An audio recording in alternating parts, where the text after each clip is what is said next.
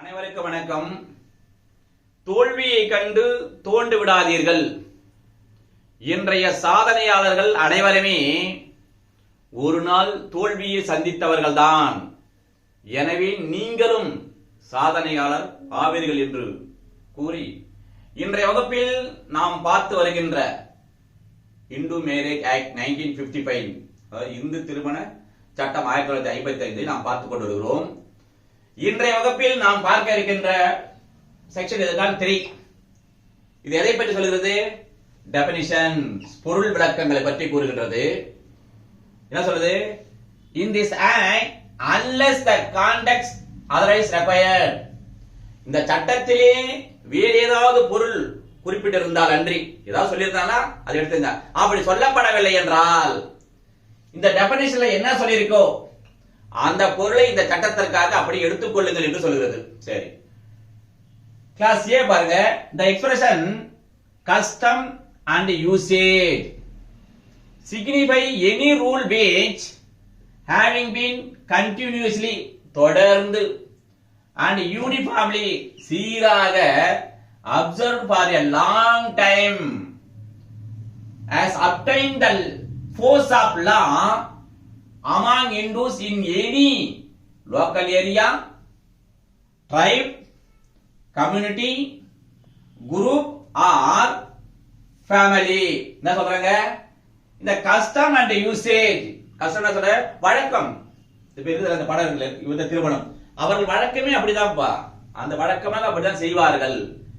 Usage வழக்காறு, அப்படிதான் பயன்பாடே அவங்க அப்படிதான் பயன்படுத்துவார்கள். அந்த விஷயத்தெல்லாம் திருமணம் பயன்படுத்துறது எப்படியோ அந்த வழக்காரையும் அவர்கள் யாரே இந்த வட்டார பகுதியில் இருக்கின்றவர்கள் அல்லது அந்த பழங்குடி மக்கள் அல்லது கம்யூனிட்டி, அந்த சமூகம், அதே போன்று அந்த குரூப் அல்லது அந்த குடும்பத்தினர், இவர்களில் ஏதேனும் ஒன்று இந்துக்களாக இருக்கின்ற அவர்கள் இதை இந்த கஸ்டம்ஸ் அண்ட் யூசேஜ் வழக்காரை தொடர்ந்து ஒரே சீராக பயன்படுத்தி வருகிறார்கள். இப்படிதான் நடத்தி வருகிறார்கள் திருமணத்தை என்று சொன்னால், அதன்படியாக அது சட்ட வடிவமாக சட்ட நெறியாக பெற்றிருக்கின்ற போது அதுதான் கஸ்டம் அண்ட் யூசேஜ் என்பதை அந்த விதியை குறிக்கும் என்று சொல்கின்றது. சரி, இங்க அடுத்து பாருங்க, புறவேணன் பாருங்க.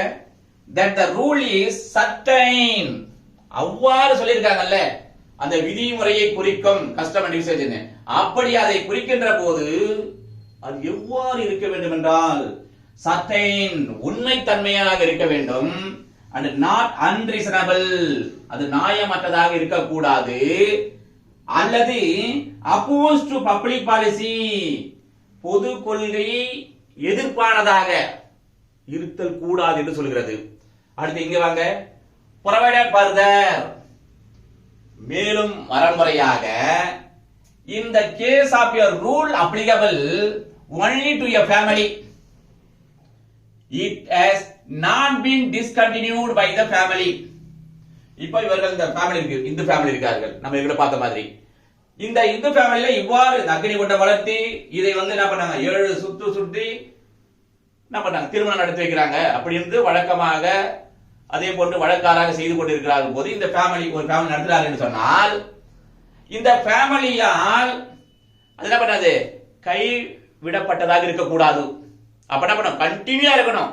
இல்லங்க 10 ஆண்டு காலமா அவங்க அதை செய்வதே இல்லை, தொடர்ந்து செய்வதே இல்லை, அதை கைவிட்டு விட்டார்கள் என்று சொன்னால் இது பொருந்துமானால் பொருந்தாது. அடுத்து இப்போ இந்த சட்டத்திலேயே, இந்து திருமண சட்டம் 1955 இதற்கான தொடர்புடைய பிரிவு என்னவென்றால் section 5, condition for Hindu marriage, Hindu marriage act 1955. சரி, இந்து திருமணம் நடக்குதுல, இந்த இந்து திருமணத்திற்கு என்னென்ன நிபந்தனைகள் இருக்க வேண்டும் சொல்லியிருக்காங்க. அதுல சபிந்தா ரிலேஷன்ஷிப், இவங்களுக்குள்ள சபிந்தா ரிலேஷன்ஷிப்னா அது என்ன பண்ணும், அது செல்லாது. அதே மாதிரி இவருக்குள் நடைபெறும் திருமணம் புரோஹிபிட்டட் மேரேஜ், தடை செய்யப்பட்ட அந்த உறவுகள், தடை செய்யப்பட்ட உறவாக தான் திருமணம் செல்லாதுன்னு சொல்லியிருக்காங்க. ஆனால் அப்படி இருந்தால் கூட இந்த கஸ்டம் அண்ட் யூசேஜ் இருந்து அவர்கள் வழக்காராக இருந்து தொடர்ந்து அவ்வாறு செய்து கொண்டிருந்தால் அது செல்லும் சொல்லியிருப்பாங்க. அதை போல நீங்களும் படிப்பதையே கஸ்டம் அண்ட் யூசேஜாக வழக்காராக தொடர்ந்து நீங்கள் படித்துக் கொண்டே வந்தால் நீதித்துறையில் சாதிக்கலாம் என்று கூறி அடுத்த சந்திப்போம். நன்றி, வணக்கம்.